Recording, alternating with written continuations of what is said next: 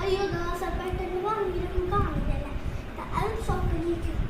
എടാ ഇത് ഭ്രമയുഗമല്ല, കളിയുഗമാണ്. കളിയുഗത്തിന്റെ ഒരു അപശംസമാണ് ഭ്രമയുഗം. മനസ്സിലായടാ?